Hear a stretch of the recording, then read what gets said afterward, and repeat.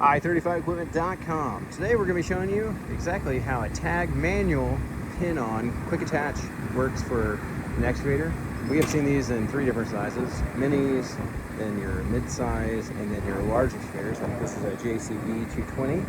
So how this is held on is the front is scooped, and then the back just has this big pin here. We already took the bolt out of it, so it's free. Now we're going to have him bring it down, take a little tension off that, and then this pin should want to walk itself out here. There we go.